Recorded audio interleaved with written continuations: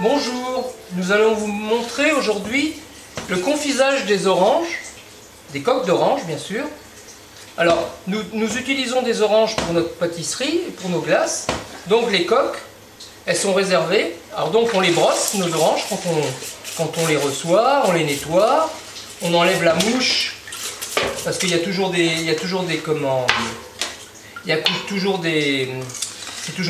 oranges, elles ont de la poussière, les gens les ont trimballées dans leurs mains. Donc on nettoie nos oranges, on les met à égoutter. Là je vous en fais une petite quantité parce que, mais d'habitude on fait 10 oranges à peu près, 10 kg d'oranges, pardon. Donc voilà. Ensuite on les coupe en deux comme ceci. On les presse. On les presse une par une. On a une machine un peu plus grosse, mais aujourd'hui c'est pour vous montrer. Voilà.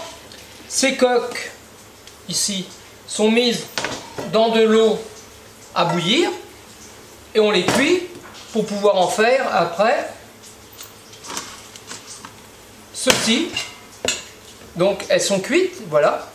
Et donc après on enlève la partie centrale, qui est la pulpe, pour pouvoir ensuite les confire, les couper d'abord et les confire.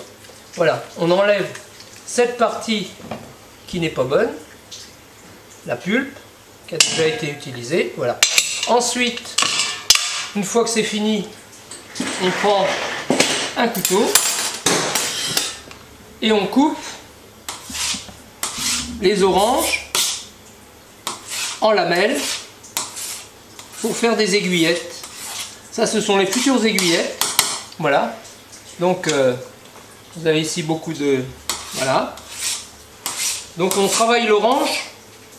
C'est l'orange qui nous dit comment la travailler. Voilà. Alors, ensuite, vous avez ceci. Ça donne cela. Ensuite, on les cuit dans des sirops différents. Ceci est le deuxième sirop. Voilà. On en a pour une semaine, c'est-à-dire 5 jours, de confisage. Et après, on les laisse 24 à 48 heures dans le sirop avant de les stériliser. Voilà. Donc, ensuite, nous les mettons à égoutter. Elles sont en bocaux comme ça. Voilà. Stérilisées. On les égoutte et on les laisse 24 à 48 heures égoutter jusqu'à temps qu'elles sèchent. Comme elles sont imbibées de sirop, elles sèchent assez rapidement et ça fait une coque assez dure. Mais nous ne pouvons pas les tremper comme ils les trempent tous à la machine. Nous, on est obligé de les tremper à la main parce que vous avez différentes sortes et différentes tailles de... C'est une façon artisanale de les faire. Voilà. Ensuite, suite à ça, on table du chocolat. Je vais vous montrer. Alors voilà. Le chocolat, et on le table pour lui faire sa courbe de cristallisation. Le bon chocolat a besoin d'une courbe de cristallisation, c'est-à-dire on le monte à un certain degré, on le descend à un certain degré, et ensuite on le remonte à un certain degré qui est de 29 pour le noir, 28, 27 pour le lait. Voilà. Donc voilà, le chocolat est tablé. On a fait un raccourci. Voilà. Donc le chocolat est à température. Ensuite, on le trempe.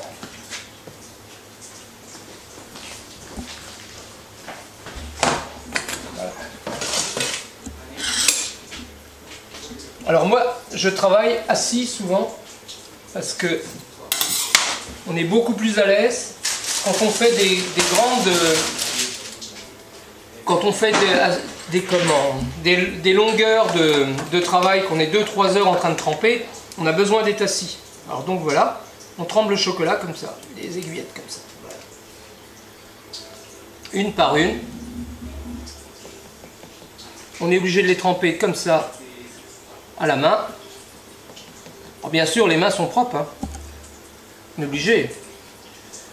C'est pour rire que je dis ça, mais c'est vrai que on se lave les mains au moins 100 fois par jour. Donc nos mains sont très très propres. Alors voilà. Les aiguillettes sont prises comme ça. Elles sont trempées. Et la finalité,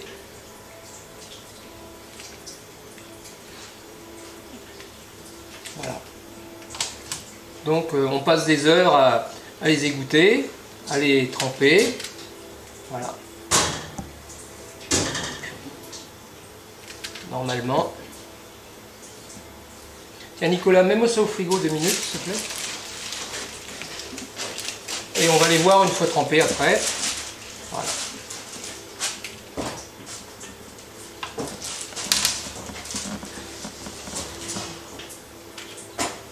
Alors ce que vous voyez là, vous ne le verrez plus dans quelques années parce que comme ça passe du temps,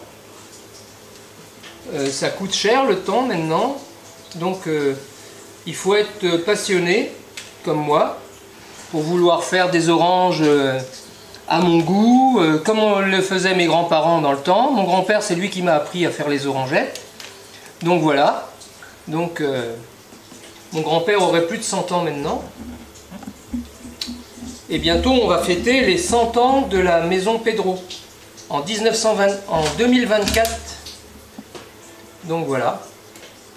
Donc à chaque fois que je fais des choses comme ça, je pense à mes grands-parents, à mes parents, qui m'ont appris le métier, et qui m'ont bien appris le métier. J'espère qu'ils sont contents de voir que ça continue. Voilà. Je vous remercie. Voilà.